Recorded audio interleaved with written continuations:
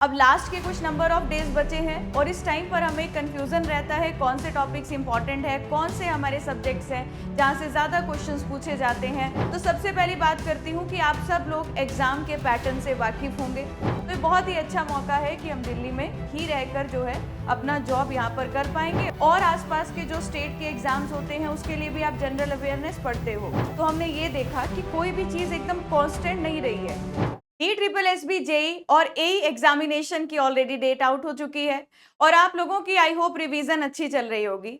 मेरा नाम है सिमरन कपूर और आज के इस सेशन में हम लोग बात करने वाले हैं ESSB जेई और एई एग्जामिनेशन के बारे में। अब लास्ट के कुछ नंबर ऑफ डेज बचे हैं और इस टाइम पर हमें कंफ्यूजन रहता है कौन से टॉपिक्स इंपॉर्टेंट है, कौन से हमारे सब्जेक्ट्स हैं जहाँ से ज़्यादा क्वेश्चंस पूछे जाते हैं, तो उनको हम लोग ज़्यादा तरीके से या और अच्छे तरीके से रिवाइज करते हैं। क्या कोई ऐसा सब्जेक्ट है जिसको हम छोड़कर जा सकते हैं? तो ये सारे डाउट्स आप लोगों के अगर मन में है और इस एंड मोमेंट में कैसे हम बेस्ट तरीके से रिवीजन कर सकते हैं, तो आप इस वीडियो को कंप्लीट एंड तक देखिएगा। आपको कुछ ना कुछ यहाँ पर एक बेटर एडवाइस मिलने वाली है आपके एग्जामिनेशन के लिए। तो सबसे पहली बात करती हूँ कि आप सब लोग एग्जाम के पैटर्न से वाकिफ होंगे। नोटिफिकेशन पहले का आ रखा था और आप लोगों की तैयारी भी चल रही होगी। अच्छा, अब यहाँ पर अगर हम बात करें नंबर ऑफ वैकेंसीज की, तो वो भी आप लोग जानते हैं कि अच्छी खासी नंबर ऑफ वैकेंसीज हमें यहाँ पर जूनियर इंजीनियर और एई दोनों के लिए देखने को मिल रही है। अभी अगर हम अनरिजर्व सभी कैटेगरी वाइज देखें तो ये सारी पोस्ट का डाटा भी ऑलरेडी आपके साथ पहले ही डिस्कस कर लिया गया है। जो आपका एई है उसकी अगर हम पोस्ट देखें तो टोटल 33 पोस्ट है और जूनियर इंजीनियर की अगर हम देखें दिल्ली जल बोर्ड में, न्यू दिल्ली म्यूनिसिपल काउंसिल में, तो ऐसे कुल मिलाकर हमारे पास 281 पोस्ट है।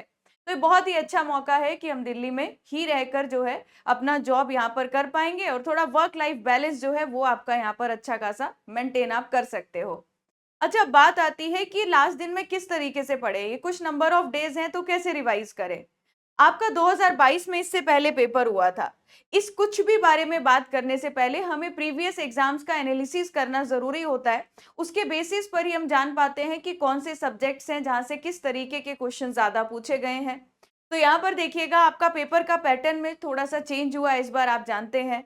हमारे पास अगर टोटल हम देखें 3 घंटे का टाइम है जिसमें टोटल हमारे पास 100 क्वेश्चंस रहेंगे एमसीक्यूज और टोटल हमारे पास यहाँ पर हम देखेंगे 100 क्वेश्चंस रहेंगे नॉन टेक्निकल के और 100 क्वेश्चंस रहेंगे हमारे पास टेक्निकल के।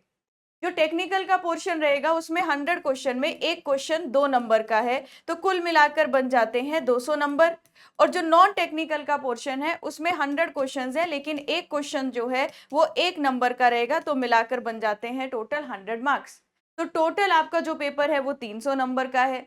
यहाँ पर नॉन टेक्निकल में आपका जनरल अवेयरनेस भी 20 नंबर है, जनरल इंटेलिजेंस रीजनिंग भी 20 मार्क्स है, arithmetic numerical ability 20 marks, Hindi language 20 marks, comprehension test of English language भी 20 मार्क्स। अब ये जो 20-20 नंबर आपके यहाँ पर हैं, आपने इन पर सबसे पहले टारगेट करना है। होपफुली आपने थोड़ा बहुत थियोरेटिकल पोर्शन और यहाँ के पीवाईक्यूज जो हैं पुराने पेपर के रिवाइज करना ऑलरेडी स्टार्ट कर दिए होंगे।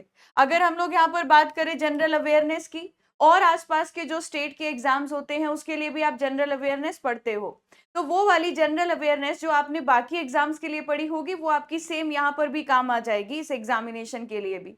आपको करना क्या है, इन लास्ट के कुछ दिनों में आपके पास 2022 के जितने भी शिफ्ट के पेपर हुए हैं, आपको उन शिफ्ट में जो क्वेश्चंस पूछे गए हैं उनको सॉल्व करना है। अब आधे से ज्यादा चीजें आपकी वो होंगी जो प्रीवियस एग्जाम्स के लिए आप पढ़ रहे हो और वो यहाँ पर काम आ जाएंगी। जैसे अगर आप देखेंगे पॉलिटी है, इतना ज्यादा लेंथी नहीं होता, उससे आप 4-5 नंबर आसानी से निकाल सकते हो।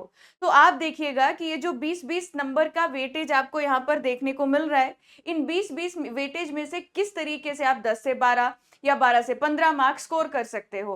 तो एक जनरल अवेयरनेस का पोर्शन है। रीजनिंग की अगर हम लोग बात करें, आप एसएससी जे एग्जामिनेशन के लिए भी प्रिपेयर करते हो, तो आपका लेवल जैसा एसएससी का है उसी तरीके के लेवल के क्वेश्चंस यहाँ पर एग्जामिनेशन में भी 2022 में पूछे गए हैं। तो अगर आपने वहां रिवीजन की है तो वो आपकी यहाँ पर भी काम में आने वाली है। इंग्लिश और हिंदी लैंग्वेज की अगर मैं यहाँ पर बात करूं, Hindi language comprehension test of English language, तो ये थोड़ा सा वो एक्स्ट्रा पोर्शन है जो आप लोगों को थोड़ा प्रीवियस ईयर क्वेश्चंस पढ़कर आपको एक बेसिक आइडिया लग जाएगा और आपको उसके अकॉर्डिंग ही इस पोर्शन को प्रिपेयर करना है।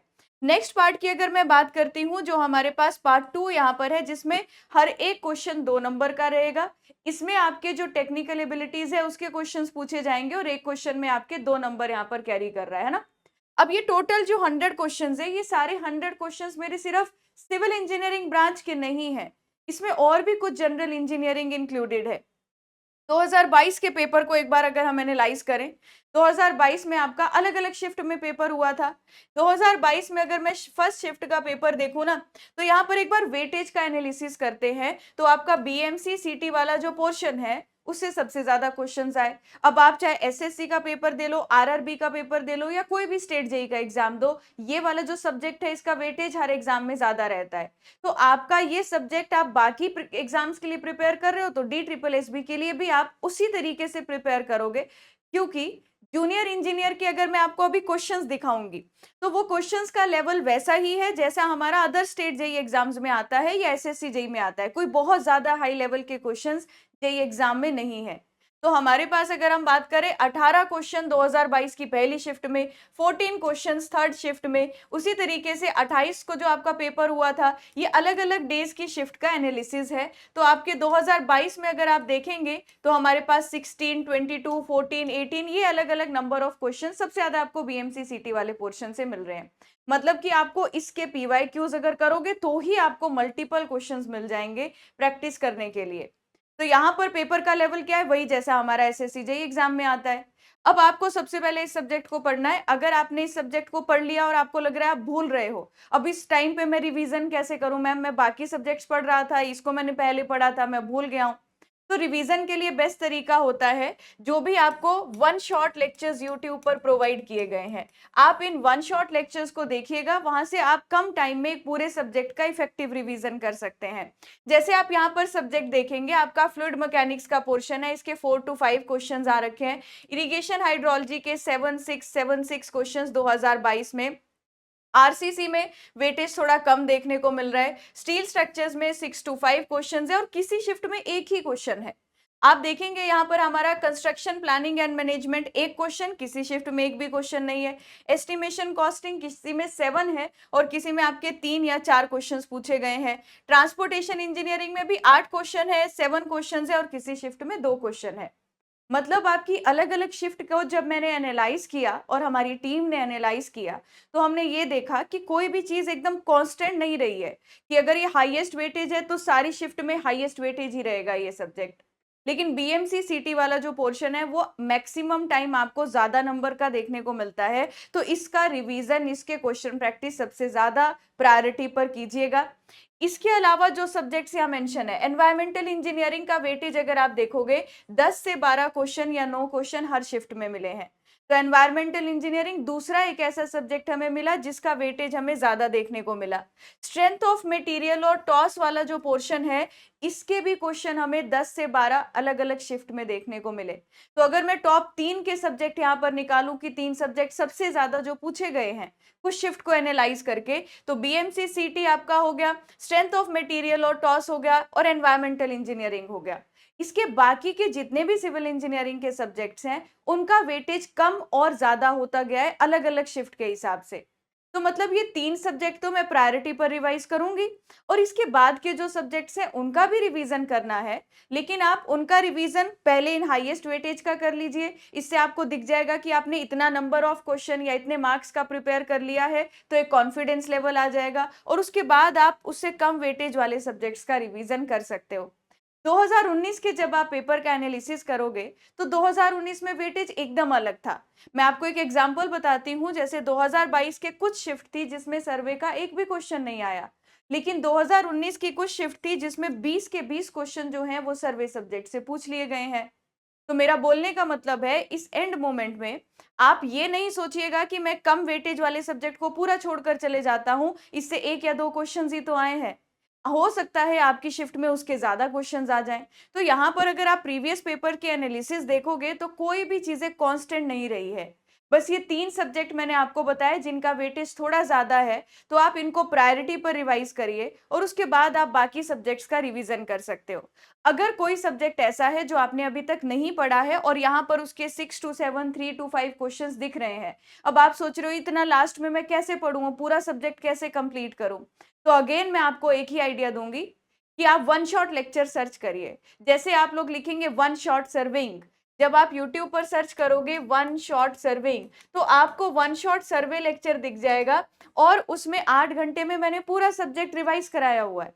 जब आप वो लेक्चर देखोगे, कम से कम आप उस सब्जेक्ट को पूरा छोड़कर नहीं जा रहे, आपको बेसिक थ्योरी वहां से समझ आ जाएगी और उसके बाद आपको क्वेश्चन प्रैक्टिस करने हैं। अब क्वेश्चन प्रैक्टिस पर भी आएंगे हम। मैंने हाईएस्ट वेटेज आपको बता दिए और सबसे जरूरी, अगर अभी तक पीवाईक्यू नहीं किए तो इस एंड मूवमेंट में सिर्फ आपको पीवाईक्यू करने हैं। अब छोड़ क्या सकते हैं मैम हम? अब छोड़ना हमारे रिस्क पर होगा, लेकिन मैं ये बता रही हूँ 2022 में सर्वे के एक भी क्वेश्चन नहीं आए। 2019 में 20 क्वेश्चंस आए। अब छोड़कर जा रहे हैं तो एक रिस्क लग रहा है, तो मैं तो आपको नहीं गाइड करूंगी कुछ छोड़कर जाइए। लेकिन अगर कोई सब्जेक्ट आपने अभी तक बिल्कुल नहीं छुआ है, आप उस सब्जेक्ट का यहाँ पर वेटेज देख पा रहे हो कि मैम एक ही क्वेश्चन उससे आया है। जैसे कंस्ट्रक्शन प्लानिंग एंड मैनेजमेंट आपने अभी तक नहीं पढ़ा, किसी शिफ्ट में एक क्वेश्चन आया, किसी में आया ही नहीं। तो आप इस सब्जेक्ट को छोड़ सकते हो, स्किप कर सकते हो, जिस सब्जेक्ट से आपको एक क्वेश्चन या ना के बराबर क्वेश्चन देखने को मिल रहा है। यहाँ पर आरसीसी से भी लास्ट टाइम में क्वेश्चंस कम पूछे गए थे, पर 2019 में ज्यादा आए थे, तो मैं छोड़ने के लिए नहीं कहूंगी। तो यहीं पर आप देखेंगे तो कुछ बाकी सब्जेक्ट्स में मेरा यही कहना होगा आपके लिए कि आप कम से कम बेसिक लेवल का उनको पढ़कर जाइए। वन शॉट लेक्चर यूट्यूब पर पढ़े, वहां से देख लो। आप 2 दिन लगाओगे, एक वन शॉट लेक्चर देखोगे, समझ आ जाएगी चीजें। पर मैम अब क्वेश्चन कहाँ से करें? थ्योरी तो हम वन शॉट से कवर कर लेंगे, पर हम क्वेश्चन कहाँ से करें, तो उस पर भी हम आते हैं अभी। अब देखिएगा यहाँ पर वेटेज जब आप देखोगे ना, तो बेसिक इंजीनियरिंग भी आपके एग्जाम में आता है। 100 के 100 क्वेश्चंस हमारे सारे टेक्निकल सब्जेक्ट से नहीं है। बेसिक इंजीनियरिंग के भी आपके 20 से 25 क्वेश्चंस और किसी शिफ्ट में 29 क्वेश्चंस भी पूछे गए हैं।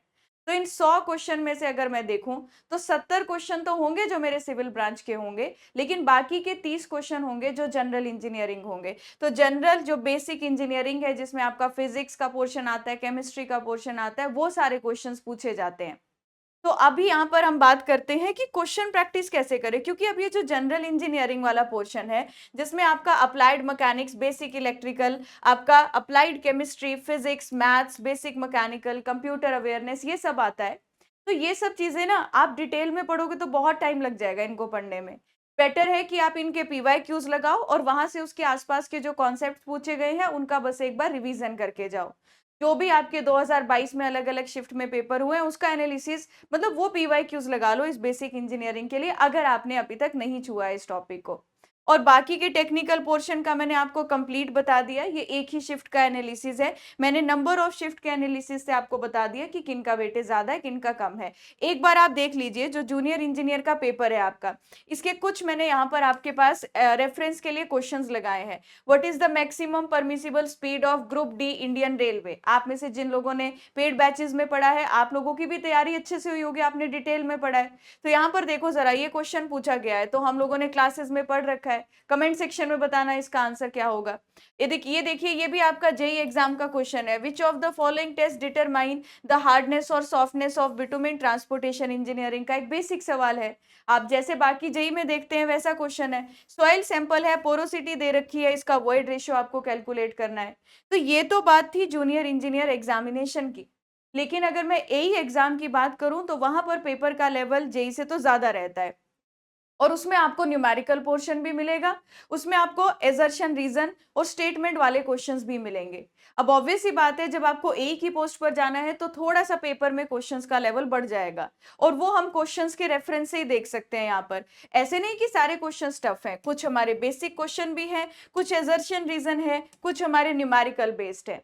तो आपको एई के एग्जाम में थोड़ा सा लेवल क्वेश्चंस का ज्यादा मिलेगा और मैं बोलूंगी अगर आपने कॉन्सेप्चुअली चीजें डिटेल में पढ़ी है तो एई वाले क्वेश्चंस भी मैक्सिमम आप सॉल्व कर सकते हो। अब आपकी बात आई कि जब आपने अभी लास्ट मोमेंट में रिवीजन करनी है, तो मैंने आपको बोला कि आप वन शॉट लेक्चर से थ्योरेटिकल पोर्शन रिवाइज कर लो। और दूसरी बात बोली कि क्वेश्चन नया प्रैक्टिस करने की बजाय जो डी ट्रिपल एस बी के प्रीवियस ईयर क्वेश्चंस हैं बस उनको सॉल्व कर लो और उसमें जो थ्योरी आई है उसको अच्छे से रिवाइज करके जाओ, चाहे कोई फॉर्मूला है, कोई डाटा है, कोई भी इंपॉर्टेंट डेफिनेशन है, उसको याद करते जाओ।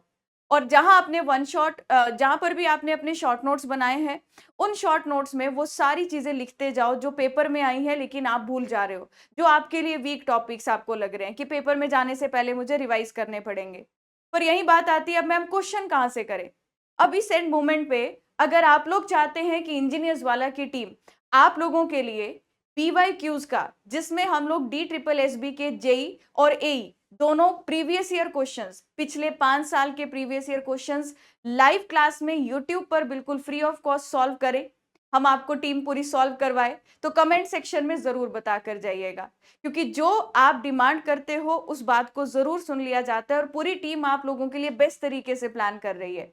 तो अगर आप लोग चाहते हैं, क्योंकि मुझे लगता है इस एंड मोमेंट पे अगर आपने वो वन शॉट से थ्योरी पढ़ ली और जो पीवाईक्यूज हैं पिछले 5 साल के पीवाईक्यूज से क्वेश्चन प्रैक्टिस कर लिए, तो आधे से ज्यादा कॉन्सेप्ट्स आपके एग्जाम में जाने से पहले रिवाइज हो जाएंगे। और पेपर में जाने से पहले ये बहुत जरूरी है जो पढ़ा हुआ है वो रिवाइज हो जाए, जो ट्रिक्स है वो एकदम टॉप ऑफ द माइंड मुझे याद होनी चाहिए, जो इंपॉर्टेंट पोर्शन है उसको बार बार मुझे देखना है, पेपर में जाने से पहले पता होना चाहिए कि इसको मैंने 1-2 बार रीड करना है।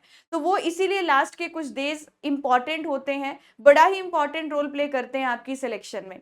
तो आप लोगों के लिए आप लोग क्या चाहते हैं, क्या हम लोग आपके लिए D triple S B JE और ए के प्रीवियस ईयर क्वेश्चंस की यूट्यूब पर एक सीरीज लेकर आए? तो कमेंट सेक्शन में जरूर बताकर जाइएगा, आप लोगों के लिए जरूर कुछ खास प्लानिंग की जाएगी। इसके अलावा अगर आप सोचेंगे मैम कितने मार्क्स का हम अपने मन में टारगेट लेकर जाएं, तो टारगेट की बात करते हैं, 200 नंबर का पेपर इससे पहले हुआ था। अगर हम अनरिजर्व्ड कैटेगरी की बात करें तो हमारे पास अलग अलग डिपार्टमेंट्स में जो कट ऑफ है वो 127 के आसपास रही है, तो 200 में से 127 नंबर की कट ऑफ थी। इस बार थोड़ा पैटर्न चेंज हुआ है तो कट ऑफ पर हम पहले बात नहीं कर सकते, वो पेपर के लेवल पर डिपेंड करेगा। लेकिन कंपटीशन ज़्यादा है, ज़्यादा लोगों ने फॉर्म भरे हैं और तैयारी भी अगर अच्छी की होगी तो 300 में से 220 230 से तो ऊपर स्कोर करना ही पड़ेगा। मैं कट ऑफ के बारे में अभी कोई कमेंट नहीं करूंगी जब तक मैं कोई क्वेश्चन पेपर आपका नहीं देख लूं, लेकिन अपने मन में टारगेट इसके हिसाब से रख कर जाइएगा कि 2022 के पेपर में 200 में से ये कुछ कट ऑफ हमें यहाँ पर देखने को मिली थी अलग अलग डिपार्टमेंट्स की। इसी तरीके से अगर आपको और कोई डाउट या क्वेरी है, आप मेरे टेलीग्राम ग्रुप पर मेरे साथ कनेक्ट कर सकते हैं, सिमरन मैम PW। आप डायरेक्ट स्कैन करोगे तो वहां से भी आप ज्वाइन हो जाओगे। अच्छे से प्रिपेयर करिए, आपके एग्जाम के लास्ट के कुछ डेज हैं, पूरी अपनी जान लगा दीजिए, 100% दीजिए, रिवाइज करते रहो, शॉर्ट नोट से रिवाइज करो, क्वेश्चन प्रैक्टिस करो, पीवाईक्यूज करो, पीवाईक्यूज कर लिए तो मॉक टेस्ट करो और ये साइकिल को रिपीट करते जाओ। मॉक टेस्ट दिया उसके बाद फिर से वन शॉट से रिवाइज किया या फिर अपने शॉर्ट नोट से रिवाइज किया, फिर से आपने मॉक टेस्ट दिया। तो इस तरीके से question practice revision, question practice revision, पूरा दिन आपका इसी बीच में जाना चाहिए अगर आप ये एग्जाम क्वालिफाई करना चाहते हो। चलिए मिलेंगे किसी एनी अदर सेशन में और जरूर बताकर जाइएगा कि क्या आप लोगों के लिए D triple S B JE और ए एग्जाम के पीवाईक्यू की सीरीज आप लोग चाहते हैं, तो कमेंट सेक्शन में यस जरूर लिख के जाइएगा। Thank you so much everyone, all the very best आप सभी को आपके एग्जाम की प्रिपरेशन के लिए।